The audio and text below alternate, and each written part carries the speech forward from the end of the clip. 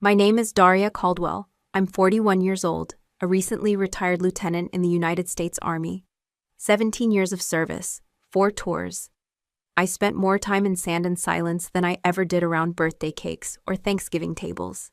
And yet, none of that prepared me for the moment I stepped back onto the cracked pavement of my hometown for the first time in 5 years, just to attend my grandfather's funeral. I wore my uniform, not because I wanted the attention, but because he would have wanted it. Colonel James Caldwell wasn't just my grandfather. He was a Marine through and through. When he saluted, people noticed. When he died, the family fell quiet, but not in grief. It was something else, a tightening, a bracing for what would come next. The sun hit the metal doors of the funeral home, reflecting a sharp glare as I approached. My boots, still polished, echoed softly across the concrete. Then I heard it, the voice that had been mocking me since I was 10. Well, the useless soldier finally came. Julian, my older brother, standing there like he owned the place, wearing a suit that fit too tight and a smirk even tighter. His tone was casual, but I saw the flicker of contempt behind his eyes. He raised his bourbon glass in a mock toast, like I was some war criminal being paraded through judgment. I didn't flinch, didn't speak. Years in the service had taught me that silence, when used right, could slice deeper than words. He turned back to his circle of admirers, old classmates, colleagues, people who had no idea who he really was. People who never saw him call me tin can or army charity case every time I walked into a room. Inside the chapel, everything looked just as it should. Polished pews, soft organ music, white roses. A picture of Grandpa in uniform stood beside the casket. Handsome, steady, the man I'd called every month without fail, who never once asked me to come home until the week before he died. As I stepped into the chapel, something shifted. It wasn't just the stale air or the hush that followed me. It was the people. 3 rows ahead, a man in a black suit glanced over his shoulder, just for a second. His eyes didn't linger, but his hand twitched, up toward his ear, the way someone might adjust a hidden earpiece. His posture was too stiff. The slight bulge beneath his jacket sleeve, too deliberate. I scanned the room. 2 more just like him. Well-dressed, too still, not mourners, observers.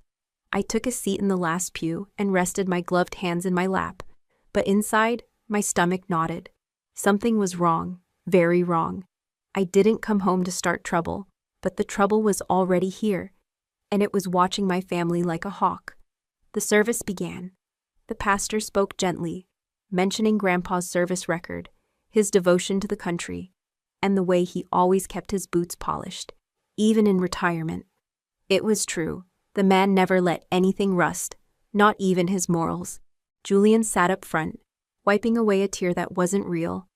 I could tell by the way his eyes stayed dry and his hand moved just a second too late. Mom sat next to him, her face a mask of grief, but I'd seen that look before. It wasn't mourning, it was denial. My husband, Kyle, sat beside me, former Army intelligence, now working cybersecurity. Steady, grounded. I leaned in close and whispered under my breath, "We need to go, now." He turned to me, confused, lips parting to speak, but I was already standing. I gripped his arm and guided us down the aisle, slow, quiet, unobtrusive. Like a retreat, not a scene. We reached the car. Only then did I exhale. My hands trembled just enough to be noticeable.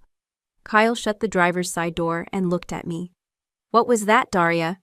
I looked straight ahead for a beat before turning to face him.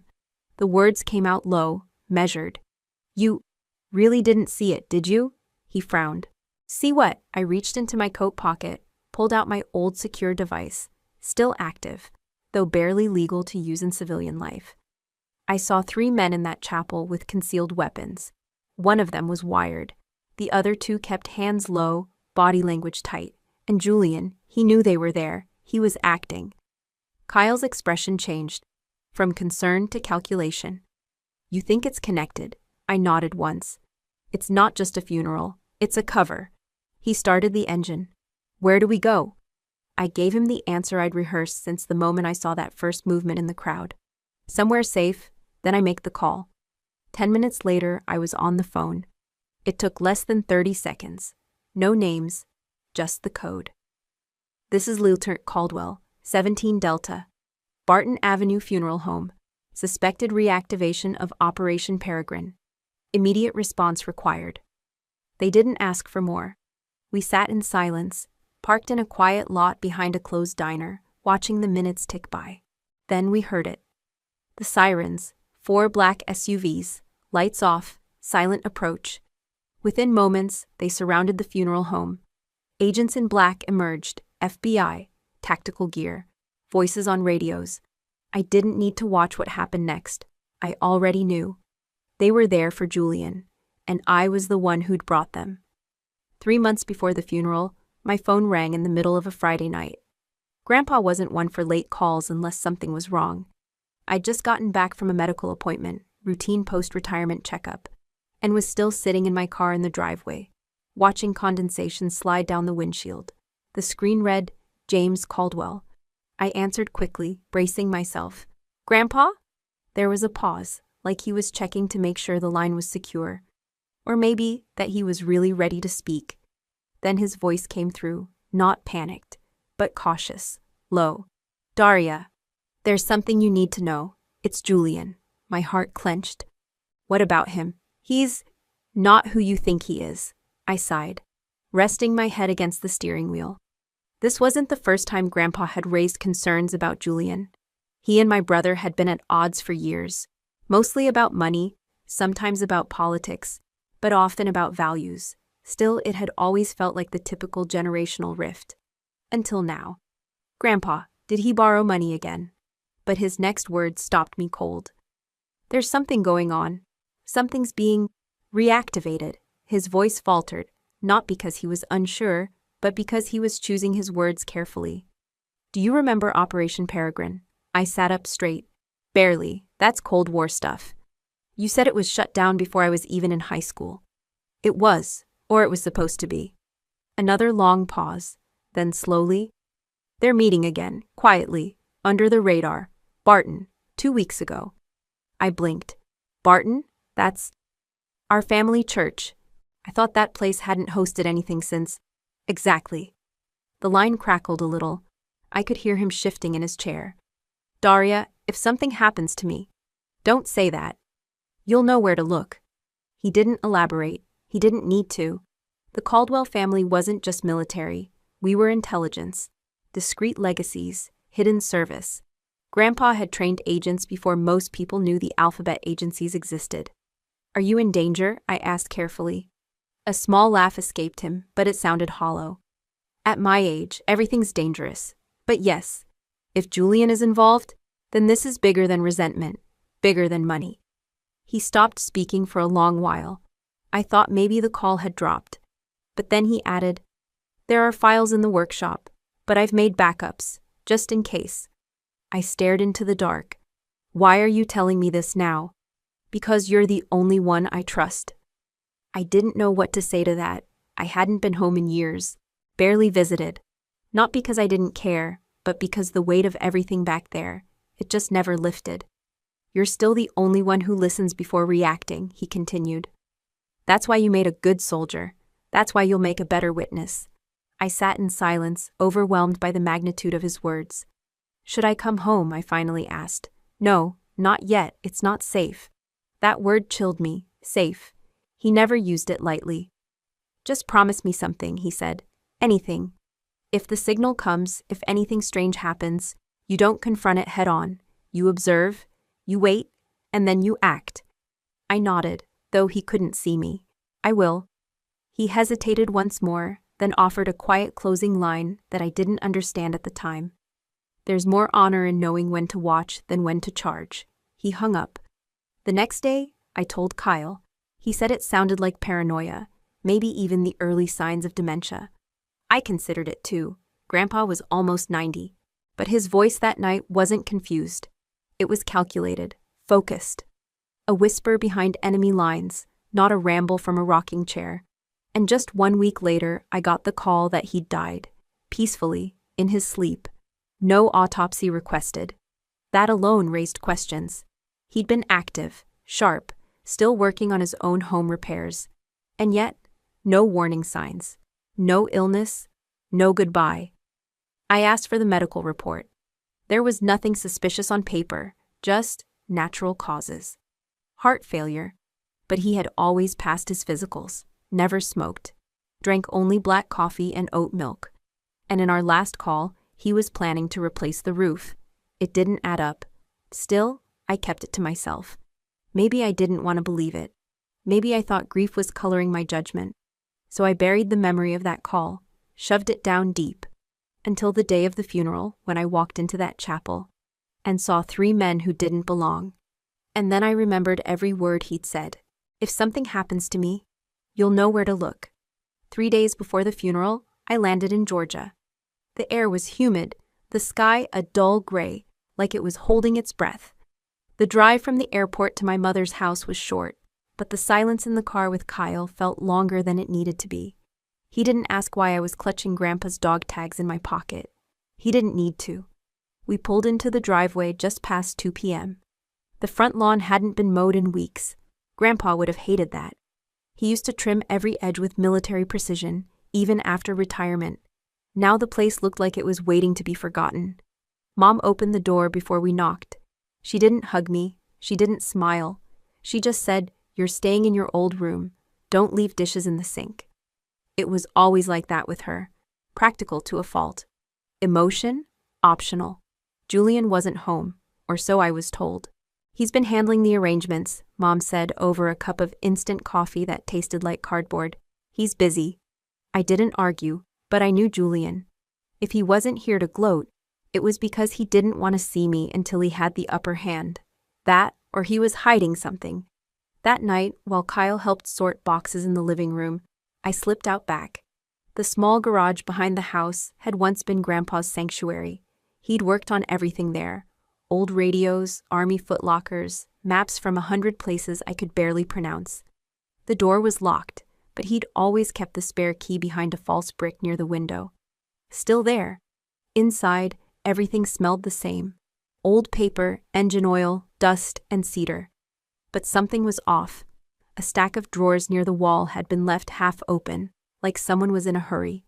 The pegboard where Grandpa used to hang his tools had missing outlines. 3 sockets gone. A wire cutter, too.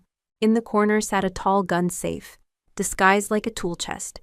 I'd seen him use it once when I was 17. He made me turn around when he typed in the passcode, but what he didn't realize then was that I'd memorized the sound pattern of the keypad. 4 tones, twice, then silence. I tapped in the code. The safe clicked open. But it wasn't what I expected. Not even close. Inside were no weapons, just folders. Dozens of them. Old military records, copies of declassified missions, some in better shape than others. I pulled one labeled Malta Ops, 1979. Yellowed paper, ink slightly faded. I reached for another, but then I saw it. A manila folder with the corner torn, stuffed in backward, like someone had jammed it in at the last minute. On the front, scrawled in blue ink, were the words, Project Peregrine, 1987. My blood ran cold. That name again. The same name Grandpa had whispered to me on the phone. The same operation he said was being reactivated. I opened the folder carefully, expecting to find classified diagrams, maps, maybe encrypted notes. But all I found were photocopies. Dozens of pages, all stamped as copies. No official seals, no signatures, no chain of custody. Someone had replaced the originals, and sloppily. A page was misaligned, part of the text cut off. Another page was upside down. Grandpa would have never allowed this. I searched the rest of the safe. Nothing. The originals were gone. I sat back on my heels, staring at the folder, trying to make sense of what I'd just found. Was this what he meant? Was this the backup he'd warned me about? Or what was left of it? Had someone already been here before me? I closed the safe and stood up. That's when I noticed the faint scuff marks near the workbench. Boot prints, not Grandpa's. Someone else had been inside, recently. I snapped a photo of the folder, tucked it into my backpack, and left the garage as quietly as I'd entered. Back in the house, Mom was asleep in her recliner. Kyle had dozed off on the couch. I stood there for a moment, looking around. Everything looked normal, quiet, domestic. But I knew something now that none of them did. Someone had been looking for what Grandpa hid, and I had just found the hole they left behind. Later that night, I opened my laptop, logged into an old encrypted cloud I hadn't touched since deployment, and uploaded every image of that file, just in case. Because if Project Peregrine really was being resurrected, then the funeral wasn't going to be the only thing they tried to bury. By late afternoon, the chapel had emptied, but the house was filling. The Caldwell home always did feel smaller when people came pretending to care. Faces I hadn't seen in years gathered around the living room and the kitchen. Neighbors, old church ladies, people who couldn't remember if Grandpa had served in the Navy or the Marines. But Julian held court in the center of it all, like a damn politician. He wore black like it was a costume. The Rolex on his wrist caught the light with every exaggerated gesture. In one hand, he held a tumbler of whiskey, Grandpa's favorite. With the other, he poured for anyone within reach, smiling like this was a launch party instead of a funeral. "You know," he said loudly, raising his glass, "I'll never forget the story Grandpa told me about his time in Panama. The jungle, the humidity, that one lieutenant who couldn't stomach goat stew. That was real combat, real grit." I froze mid-step, my spine stiffening. Panama. My eyes darted across the room. No one else reacted. Most were nodding politely, maybe chuckling. Someone muttered, "Classic Jim," as if the tale had been told 100 times, but it hadn't, because it never had. Grandpa never spoke about Panama, not to anyone, except me, and certainly not about the goat stew. That wasn't a joke, it was a coded reference, one he used only once, during that final call. A phrase tied to Operation Peregrine. Goat stew, he'd said, was how we spotted insiders. If they brought it up, we knew they'd read the wrong files.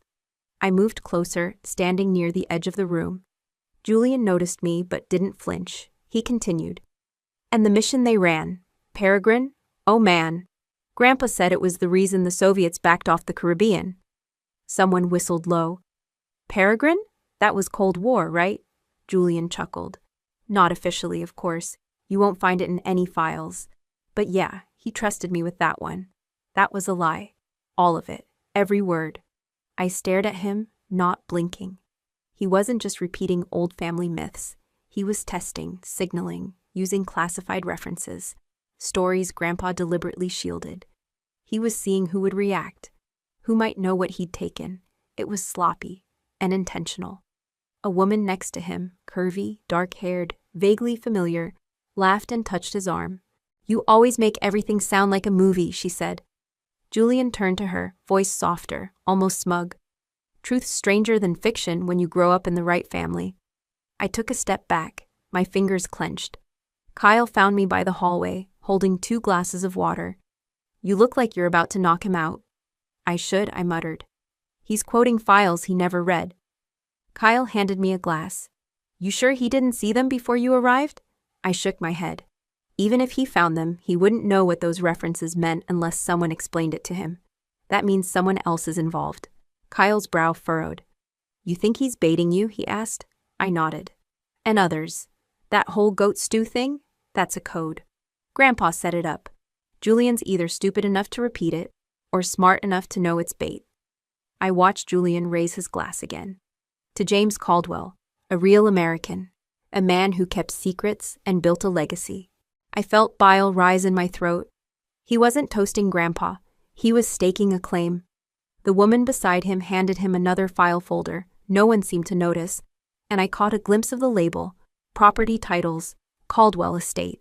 Julian didn't break stride, just tucked it under his arm and kept grinning. That's when I knew. He wasn't just throwing a wake. He was hosting a transfer, a power shift. A message to those watching, those men from the funeral, probably still nearby, that he was in control now. That he held the legacy, the keys, the knowledge. But he didn't. Because I had taken the real Peregrine file. And what he didn't know was that I'd already moved it out of state, encrypted it 3 ways, and buried the original in a server cluster with federal oversight. He had no idea what kind of war he'd just declared. But he would. Soon. I watched Julian closely from the kitchen doorway. He stood beside the fireplace, brandy glass in hand, commanding the room like a politician who'd just outlived his scandal. His words were smooth, animated, his posture casual, but it was his hand that betrayed him. His index finger trembled. Barely. Maybe no one else would notice, but I did. Because I'd seen it before, in Afghanistan, in Iraq, in Berlin. Fresh boots on their first patrol. Veterans sitting in silence before a mission they knew could go wrong. That kind of shake doesn't come from grief or cold. It comes from fear. Only Julian had never set foot on a battlefield. Not even boot camp. He'd failed ROTC in college and called it an act of rebellion. So what the hell was he afraid of? I turned to Kyle, who was scanning the room from beside me. His expression was unreadable, but I could tell he was processing, connecting dots. I leaned in. "Do you remember the last time Grandpa called us?" I whispered. "The video chat? A couple weeks before?" Kyle frowned. "Yeah, he was in the garage. Said he'd fix the antenna himself." "Did anything strike you as strange about that call?" He paused, eyes narrowing. "I don't know. He seemed tired. Looked like he'd lost weight." "But his voice?" I asked. "His eyes?" Kyle exhaled slowly. "Now that you mention it, yeah. There was a moment when you got up to grab something, and he went quiet. Just stared into the camera. My heart beat faster. Exactly. He didn't blink for a full 10 seconds. Just looked right at us. I thought the screen froze. It didn't, I said. He was watching us, not the screen. Us. We stood there, surrounded by small talk and laughter and the clinking of glasses. Yet all I could hear was the silence of that moment. Grandpa's gaze during that call hadn't been blank or tired. It had been deliberate, intense. And now, standing in the middle of the room, my brother was fidgeting like someone waiting for a verdict.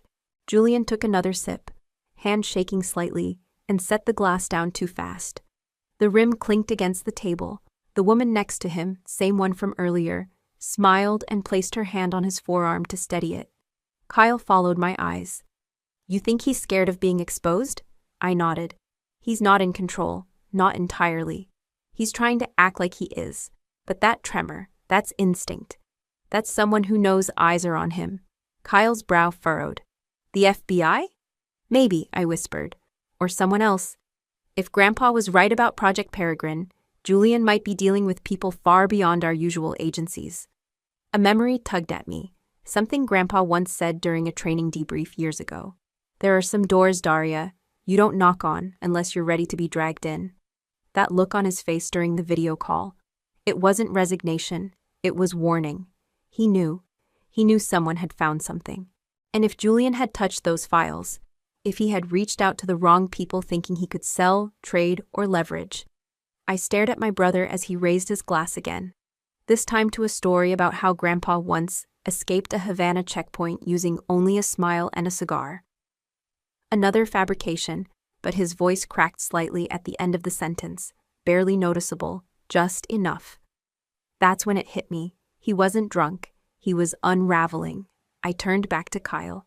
He's not just scared. He's spiraling. Kyle's jaw tensed. "So what do we do?" I stared across the room, past the guests, past the decorations and faux patriotism hung on the wall for effect. I focused on the man pretending to carry Grandpa's legacy, whose finger couldn't stop shaking. "We wait," I said, "and we watch." Kyle nodded once, then I added, almost under my breath, "And when the moment's right, I'll make the next call." It was late spring the last time I saw Grandpa in person. I'd just finished a 6-month rotation assisting with veteran reintegration in Colorado and swung by Georgia unannounced. He was in the backyard, sanding down an old cedar bench like it was a sacred ritual. When he saw me, he didn't smile, not right away. He just nodded. "Still know how to show up without calling," he grumbled, though his eyes softened. "I figured it's in the blood," I said. He didn't ask why I came. He never did. We didn't talk much that day. We didn't have to. We sat in silence for nearly an hour, listening to cicadas, letting the wind move the trees for us. When I stood up to leave, he walked inside without a word and returned with something clutched in his hand. A key ring, 6 keys, all dull brass, each one filed down at different angles, edges worn like they'd been tested repeatedly. He didn't say anything, just pressed them into my palm. I raised an eyebrow. "What's this?" Still no answer. He simply looked at me, then down at my uniform. I slipped the ring into the inside pocket of my service jacket and gave him a crisp, almost joking salute. He didn't return it, but he did smile. A small one. Like he knew that was the last time we'd stand on the same patch of dirt. That was 9 months ago. I hadn't thought about those keys in months, not until that moment, standing in his bedroom again after the funeral, surrounded by memories packed in cardboard. The uniform jacket was hanging in my closet at Mom's house. I retrieved it, dug into the lining. There it was. Same brass ring, same 6 keys. And now, I finally knew what to do with them. His bedroom hadn't changed in decades. The same World War II pilot photo hung above his bed. His father. The bookshelf still held The Art of War with worn margins and annotations in red pen. I pulled the desk drawers one by one, testing each key, listening for clicks. 5 keys didn't fit anything. The 6th fit like it had lived there. The lock was hidden beneath the bottom drawer, buried under a false panel. The kind of detail only someone trained in intelligence would think to check. It took pressure at just the right angle before the mechanism gave way with a soft pop. The hidden compartment wasn't big, just deep enough for a folder, a few envelopes, and an old zip drive. Inside, I found a scanned document. Faded, time-stamped from a military base I didn't recognize. Across the top, Project Peregrine, active contact file, revised, Jan, 1990. My stomach dropped. Below that was a roster, about 20 names, some with clearance levels, others with mission code names. Most were scratched out in pen. One by one, I read each entry. Some were familiar, former officers, analysts, a few foreign intelligence assets I remembered from Grandpa's stories. But 2 names near the bottom were unmarked. One was illegible. The other read, Julian Caldwell, Tier 3 support, unconfirmed. I froze. Tier 3, support role, port. That didn't imply leadership, it implied access, assistance, facilitation. In a covert op, support often handled off-the-books logistics, communications, transport, and in some cases, laundering data or resources. It was the level where plausible deniability lived. Julian's name wasn't just a coincidence, he was listed. Next to his name, in Grandpa's handwriting, was a note. Approached in 2006. Potential breach 2021. Monitor. Monitor. That's what Grandpa had been doing all these years. Watching Julian. Not confronting him. Waiting. There was more. A manila envelope contained a printed list titled Handshake Contacts. It was a network of Cold War-era informants and sleeper liaisons. Most names were now dead, but a few addresses had Georgia zip codes. And tucked behind it all, wrapped in black electrical tape, was a single note in Grandpa's handwriting. If you find this, he knows you're close. Don't stop. Don't trust local law. Use the call sign, Black Birch. I stepped back, feeling my lungs tighten. Grandpa didn't trust the system anymore. Not the military, not the VA, not even the FBI directly. He'd built his own back channel, knowing this might happen, knowing I might be the one to finish what he started. I held the keys in my hand again, feeling the cool weight of brass and memory. This wasn't just about legacy. It was about infiltration, betrayal, family, and the man standing in our living room, drinking brandy and telling war stories he never earned, had once been tagged a potential breach by a decorated Marine colonel, my brother, the one I'd shared a sandbox with, the one who had just made himself the center of something deadly. I didn't cry. I didn't panic. I closed the drawer, and I started making a plan. I stepped out of the house through the back, avoiding the gaze of distant cousins and old family friends. The air had turned sharp, the sky smeared in dull gray.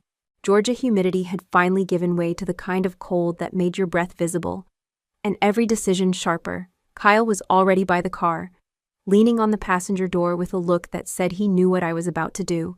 "You sure?" he asked softly. I didn't answer. I opened the driver's side, sat down, and reached into the glove compartment where I kept the emergency sat phone. This wasn't just a regular line. It was a secure satellite uplink, coded point-to-point, untraceable consumer networks, issued to me when I consulted on a multi-agency cyber case 3 years ago. only supposed to be used in case of direct national security threat. I'd never even touched the thing, but now I powered it up. The boot screen blinked twice, then prompted the multi-code handshake. I keyed in my old clearance, Daria Caldwell, confirming access, code 17 Delta.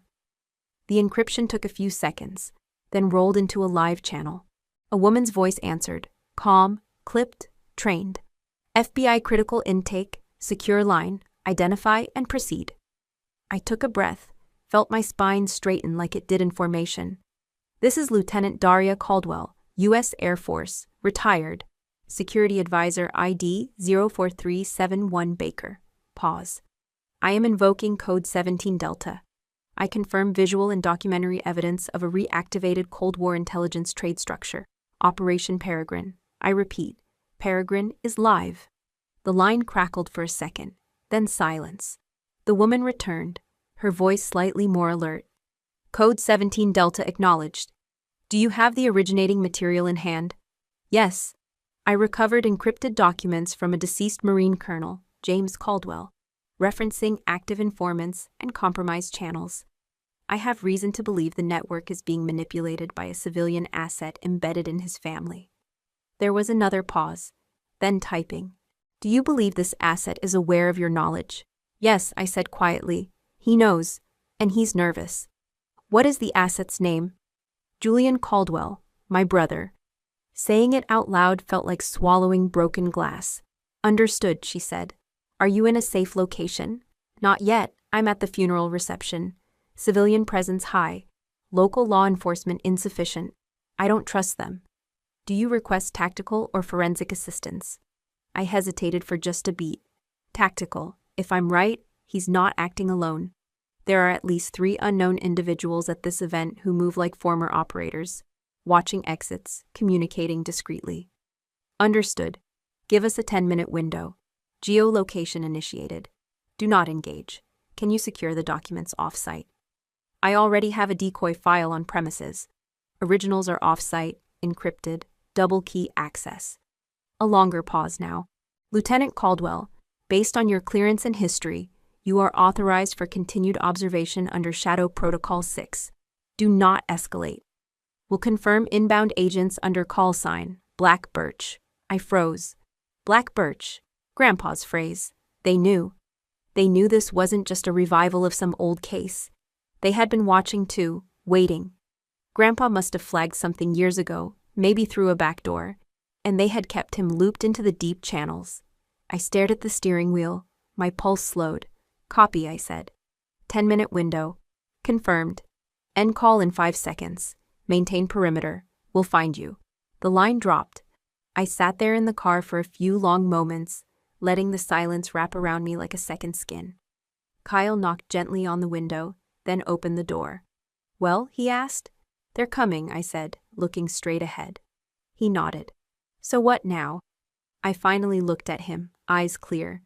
Now we let the funeral finish. We let Julian believe he's won. And then, Kyle asked. I tightened my grip on the sat phone. And then we give the ghosts their say. 10 minutes felt like an hour. Kyle and I sat in the car parked just across from the main entrance to the funeral home. I kept the sat phone in my lap, my fingers tapping it gently like it might still be listening. My eyes didn't move from the door. Then I saw them. A black SUV pulled up without sirens. No lights, no noise. Sleek. Government issued, armored without looking it. 4 agents stepped out, dressed in suits with bulletproof vests, barely visible beneath. 2 of them moved toward the side entrance.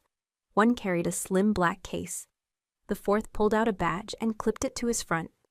Federal Agent, DOJ Task Force. No hesitation, they moved like people who'd rehearsed this 100 times. From where I sat, I had a perfect view of the front glass panels. Inside, the room was still full of low conversation and fake smiles. Julian stood near the framed portrait of Grandpa, holding a whiskey tumbler and grinning at some second cousin I didn't recognize. I didn't need to see inside to know what would happen next, but Kyle did. He turned toward me, his fingers gripping the steering wheel though he wasn't driving. Daria, he said carefully, are you absolutely sure about what you saw? About what this is? I didn't turn to him yet.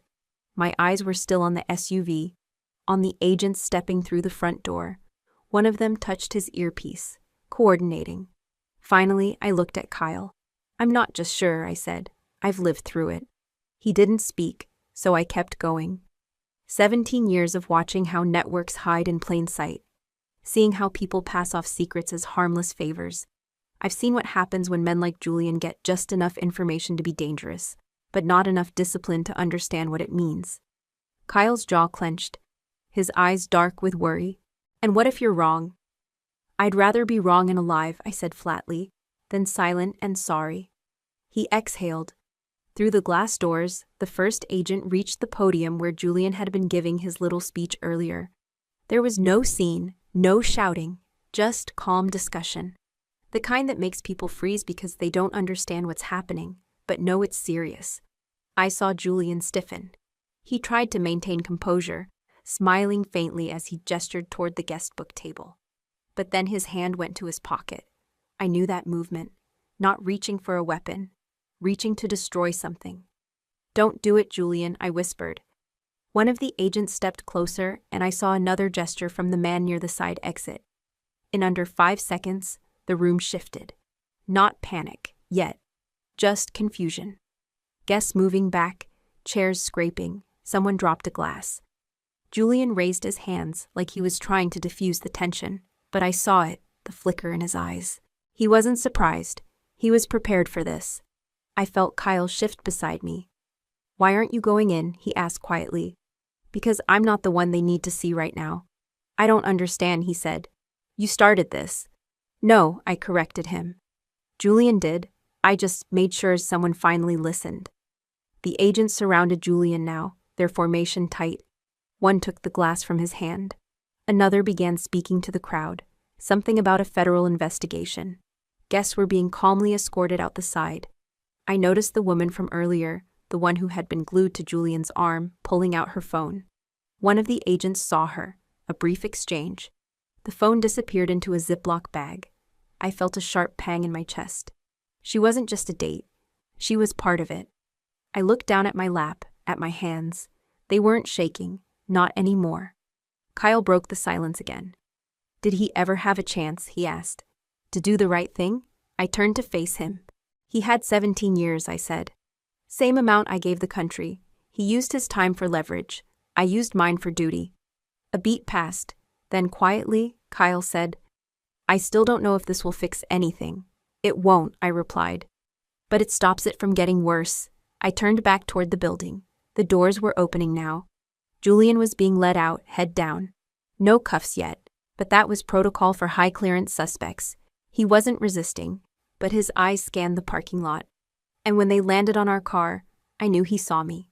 I didn't look away, neither did he.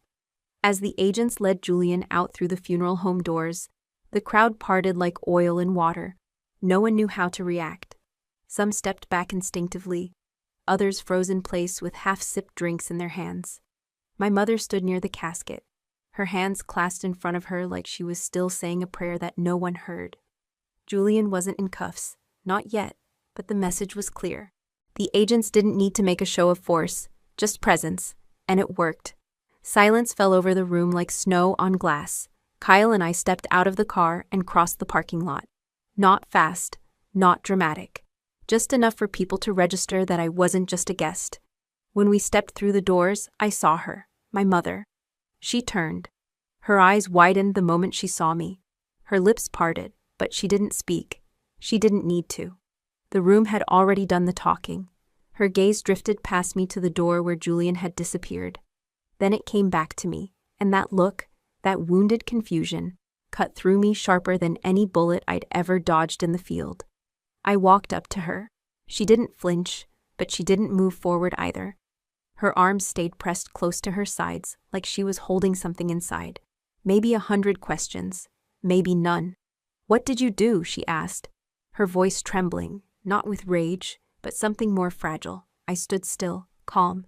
"I didn't turn against this family," I said clearly. "I turned against a traitor." Whispers stirred behind us, but I didn't turn around. The room faded into blur. All that existed now was this moment. Me, her, the weight between us. She blinked, and for a second, her whole face collapsed inward. Not in grief, not even in denial. Just confusion, like a woman whose compass had suddenly stopped pointing north. Your brother, she whispered. No, I corrected her softly. Your son. My brother died a long time ago, Mom. You just didn't want to see it. Her breath caught. She opened her mouth to speak again, but I raised a hand, not rudely, just gently enough to hold the space. I didn't do this to hurt you, I said. But Grandpa tried to warn us. He left signs. You saw the way he kept Julian at a distance in his last years. You heard the things he wouldn't say out loud. I just followed the breadcrumbs he left behind. She looked away then, toward the casket. I thought we were done with secrets when your father died, she said quietly. So did I. We stood in silence for a long beat. Then she asked, Why now? Why today? I glanced around, because I had to wait for him to show his hand. He got cocky, started referencing things only Grandpa and I knew. Peregrine, Panama. Those weren't just war stories. They were red flags. I couldn't ignore them anymore. Her eyes glistened, but no tears fell. She was a soldier's wife, after all. I raised 2 children, she said, voice soft. One was a ghost. The other became a stranger. I flinched, just a little, then said, Maybe that's true, but only one of us was willing to be seen for what we really were. I turned then, prepared to leave her in the stillness of her thoughts, but she spoke again, just as I reached the foyer. Did he sell things? She asked. Classified. I paused. I don't know yet, I said honestly. But whatever it was enough to make 4 federal agents come to Grandpa's funeral. That silence again. Her shoulders sagged. You should go, she murmured. I nodded. Not out of defiance, just acknowledgement. Respect for the wreckage. As Kyle and I exited through the double doors, I felt the hush behind us ripple again, like the echo of something too big to be named. I didn't look back. Outside, the sun had started to break through the clouds. Thin shafts of light reached across the lawn, casting long shadows over the graves. Kyle slipped his hand into mine. Neither of us said anything. Some truths didn't need repeating. That night, the air in the house was heavy with something more than grief. It was judgment, thick, unspoken, and poisonous. Mom called me into the kitchen like she used to when I was 16 and caught breaking curfew. Same voice, same chair. But the stakes were higher now. She sat with a mug of coffee in her hand. Though it had long gone cold, she hadn't touched it. Her eyes were fixed on a spot on the wall behind me, like, maybe if she looked hard enough, it would all make sense. I stood in the doorway for a moment before walking in. The hardwood floor creaked like it remembered our old fights. I sat down across from her, folding my hands in my lap. She didn't speak for a while, just stared. Then finally, Why'd you do it, Daria? Not angry, just hollow. I met her eyes. Because I had to. Her brow furrowed. You didn't. You could have come to us, to me. We could have figured it out together. I kept my tone calm, measured. Figured out what? That Julian's been lying for years? That he's been feeding things to people we don't even know? That he walked into a funeral with a micro recorder in his shoe and enough false stories to make himself look like a war hero? She winced. I leaned in. Grandpa warned me, Mom, in his own way. He left pieces for me to find. I chose to listen. Her voice cracked. But he was your brother. I didn't flinch. No, he was your son. My brother died when he sold his loyalty for leverage. She looked away, her fingers tightening around the coffee mug. You embarrassed us, she whispered. I protected us, I corrected. You just haven't realized it yet. She shook her head. I don't recognize you anymore. I gave a soft laugh, not bitter, just tired. I've been the same all along. I just stopped apologizing for it. Silence again. Then she asked, barely audible, Would you do it again? I looked her straight in the eyes. In a heartbeat. She stood slowly, moved toward the sink. Her shoulders slumped in a way I hadn't seen since Dad's funeral. And just before she turned away, I said it. I didn't choose blood. I chose Grandpa. I chose honor. Blood can betray you. Honor doesn't. She didn't respond. Just stood there, staring out the window into the dark backyard, where the porch light flickered against the night. I rose and walked to the hallway, Passing by the family photos on the wall, Julian's graduation, my basic training ceremony, our last Thanksgiving together.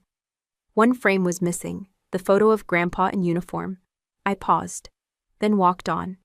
Behind me, the silence held. Heavy, like the kind that follows a fire, when the structure's still standing, but the heat has hollowed everything out. The next morning, she knocked on my bedroom door like she had something to say she'd rehearsed all night. Her knock wasn't gentle. It was tight, restrained, like she'd held back a storm and wasn't sure if she still should. I opened the door. She didn't wait to be invited in.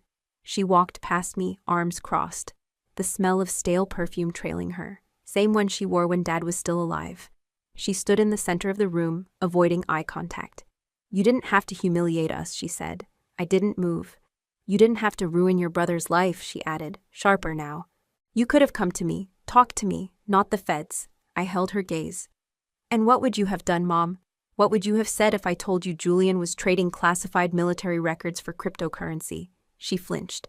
"That's not, isn't it?" I cut her off. I walked to the nightstand and pulled out my encrypted tablet, tapped it open, found the file. I downloaded it after retrieving it from the drive Julian tried to burn, sloppy. I decrypted it with a key he didn't know Grandpa left behind. Then I hit play. Julian's voice filled the air, arrogant, smooth. "They want scans with seal stamps. Originals aren't necessary. I already replaced the seal files. Transfer's been made, wallets confirmed. 17,000 in the first batch. Once I upload the Vietnam files, it's another 30. I paused it. Her face had gone pale. "I didn't want to hear it either," I said. She stared at the floor, then the wall. "Anywhere but me." "I don't believe it," she whispered. "He wouldn't." "He did," I said. "And I have 4 more audio files, plus the metadata showing his logins, and the VPN route through Turkey." She sat down on the edge of the bed like her knees had given out. For a moment, neither of us spoke. Then, quietly, the sound I hadn't heard in years, my mother crying, not loud, not dramatic. Just silent tears sliding down her cheek while she stared at the floor. She raised a trembling hand to her mouth, like the truth had finally found a way in and was too sharp to hold. I walked over, sat beside her, didn't touch her, just sat. She finally said, "I thought I raised him better than this." I answered without anger. "You did. He just made a different choice." She wiped her face with her sleeve, breathing hard. "Will they charge him?" "Yes." "For how long?" "I don't know." She turned to me. Her eyes were bloodshot, but steady now. "Why didn't you tell me sooner?" "Because you weren't ready to hear it." A long pause. Then she whispered, "I'm not sure I'm ready now." I nodded. "Me neither." It was raining when David showed up. I hadn't seen him in almost 12 years, not since Grandpa's retirement ceremony. He looked older, but not weaker. The kind of man who wore history on his face like medals on a uniform. He waited on the porch, his coat soaked through, holding a folder wrapped in plastic like it was something sacred. When I opened the door, he nodded once. "I figured you'd be the only one left who'd want the truth," he said. I stepped aside. David didn't speak until he sat down at the kitchen table. He declined coffee, just placed the folder on the table, and kept his hands resting gently on it, like it had a pulse. "I served with your grandfather in 1987, he began. We were both attached to the Peregrine unit, Black Ops intel sharing in the late Cold War years. Surveillance, trade routes, data intercepts, Cold War cleanup. Mostly classified fieldwork." I nodded. "Correct." "I've read the dry version," he gave a thin smile. "Then let me tell you the version they don't print." He opened the folder. Inside were yellowed documents, handwritten maps, even a faded photograph of 6 men in uniform, Grandpa in the center. David tapped the photo. "Back then, we were told there was a breach. Someone was leaking internal movements to Warsaw Pact allies through a backdoor network. Stuff that could get people killed. The program shut down overnight, but we never found the mole." He paused. "Until now." I leaned forward. David continued, voice softer now. "Your grandfather suspected someone inside the unit, but we were never able to trace it. No fingerprints, no direct transmission logs. Whoever it was, they were smart. Covered their tracks. Burned the trail." My stomach tightened. "Was Julian even born then?" David nodded solemnly. "Yes. And he wasn't involved then, but we think someone passed him the access later, maybe through inheritance, maybe through digital remnants your grandfather left behind, not knowing it would be exploited. He looked me dead in the eye. You found something he didn't mean for Julian to find, didn't you? I hesitated. Then gave a slow nod. A hidden drive. Encrypted archives. Keys embedded in personal letters. David exhaled. Then it tracks, that breach. It never ended. It just changed hands. Your brother picked up the chain where someone else dropped it. Maybe to make money, maybe for leverage, but he knew exactly what he was handling. I leaned back, my voice a whisper. Why didn't you come forward sooner? He looked away, jaw tight. Because silence was easier. Until I saw what you did. At the funeral, that took guts. A pause passed between us. I owed him more than silence, I said. David nodded slowly. You gave him justice, even if it came late. I reached for the folder, held it like a truth finally unearthed. Outside, the rain had stopped, but inside, the storm was still working its way out. The letter was folded into a book I'd almost left behind. A dog-eared copy of Meditations by Marcus Aurelius, Grandpa's favorite.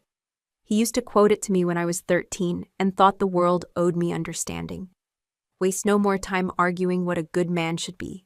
Be one. He said it like it was gospel. I'd taken the book from his desk out of instinct, not expecting anything inside. But when I sat on the edge of the motel bed that night, something felt off. The spine was too stiff near the back. I opened it and found the envelope tucked inside. No address, no stamp. Just my name in his handwriting. Daria. I stared at it for a moment before tearing it open. The paper was creased, the ink slightly smudged at the corners, like he'd folded it, unfolded it, thought twice, and then decided to leave it behind. His handwriting was clean, direct. Daria, if you're reading this, I probably didn't get the chance to say what I should have said years ago. You were always the quiet one, the one who listened before she spoke. That's why I trusted you. Trusted you to know the difference between silence and cowardice. There are things I've done in uniform that I don't expect applause for. Some I've tried to forget. Others I've locked away, until I realized locking them away was just inviting someone else to find them. If one day the truth brings you pain, remember, a soldier doesn't fight for applause. He doesn't stand for cheers. He stands because it's the right thing to do. And sometimes the only way to honor that is to stand alone. I'm sorry you may have to, but I've never doubted that if anyone could, it would be you. Grandpa. I read it twice, then a third time. I didn't cry. Not because I didn't want to, but because the letter didn't ask for tears. It asked for clarity, resolve. He hadn't written this for comfort. He'd written it to give me a compass, to remind me that pain didn't mean I'd made the wrong choice. It just meant I hadn't run from the right one. I folded the letter and placed it back in the book, then held it to my chest. Kyle knocked softly on the door behind me. You okay? He asked. I nodded, still facing the wall. Yeah, I said. I just finally heard what I needed to hear. In that silence, I understood truth rarely comes with comfort, but sometimes it comes with legacy, and that's enough. The courtroom smelled like old paper and something colder, something permanent. Julian sat 2 rows ahead, flanked by his lawyer and a federal marshal. He wore a simple gray suit. No handcuffs in view, but the weight of them was there. Not on his wrists, on his face. The room was packed. Veterans, former colleagues of my grandfather. 2 agents from the FBI's counterintelligence division. Even David was there, sitting near the back, hands folded, jaw clenched. The judge read the sentence slowly. 32 months in federal prison, followed by probation. They had enough for conviction, but not enough for treason. Not without pulling decades of dormant skeletons from closets no one dared open. But I knew better. This wasn't about numbers. It was about names. When the judge asked if he had anything to say before sentencing, Julian stood. He didn't look at the judge, or at our mother, who sat stone still, her fingers interlaced tight on her lap like she was praying to someone who stopped answering years ago. He looked at me. For a moment, I braced myself for blame, for venom, for some petty attempt to rewrite history in front of strangers. But his voice was low, steady. You were right. Silence spread like a ripple through the room. He continued, eyes never leaving mine. Grandpa chose you. Not because you were a soldier, not because you outranked me, but because you didn't stay silent. A hush fell over the room. He swallowed. I wanted legacy, but I wasn't willing to earn it. You carried it, and I tried to erase it. I didn't move, I didn't speak. I'm not asking for forgiveness, he added. I just wanted to say it out loud, while I still had a name. Then he sat down. The gavel came down. The moment ended. Outside the courtroom, reporters waited like vultures. I walked past them. Kyle shielded me from the noise. But I wasn't running from it. I had something louder inside me now. The truth. It wasn't the victory I imagined. No applause, no vindication. Just the cold air of a courthouse morning and the quiet weight of something that felt finished. Not healed, not erased, just finished. And maybe that was enough. Because justice, when it works, doesn't feel like fireworks. It feels like silence, the kind that doesn't haunt you anymore. 3 weeks later, I stood at the edge of the old barracks, now renovated into a leadership academy for newly commissioned officers. The floors smelled like waxed wood and fresh linen. The walls still carried the voices of those who passed through before us, when we were younger and louder and hadn't learned yet how silence sometimes says the most. I had been invited to speak to the graduating class. They asked for a speech on integrity. I brought only a folded note from my grandfather and the chain with my dog tags. Nothing more. At the end of my talk, a cadet raised his hand. Barely 20. Green eyes, straight back, but something unsure in his voice. Ma'am, if you had to choose again between honoring the truth or protecting your family, would you still choose what you did? The room quieted. All eyes on me. No air conditioning hum, no fidgeting, just wait. I looked him in the eye and said, I didn't choose to abandon my family. I chose not to let my family abandon honor. Somewhere near the back, someone inhaled sharply. Maybe it was just the air settling, or maybe they understood. Because that's what truth feels like when it lands. Not loud, just real. When the session ended, I lingered at the edge of the parade grounds, watching the sunlight cut clean lines between the flagpoles. Kyle waited in the car. He didn't rush me. Before we go, I want to leave something with you. Maybe you're watching this on a quiet morning, coffee in hand. Or maybe it's the middle of the night, and stories like this are the only thing keeping your thoughts company. Wherever you are, thank you. We read every comment you leave, and we carry your stories too. If this one touched your heart, consider subscribing. Not just for more stories like mine, but to be part of a community that still believes in second chances, in healing, and in the quiet kind of strength. Because sometimes miracles don't knock loudly. Sometimes they wait patiently until you're ready to let them in. Take care of yourself.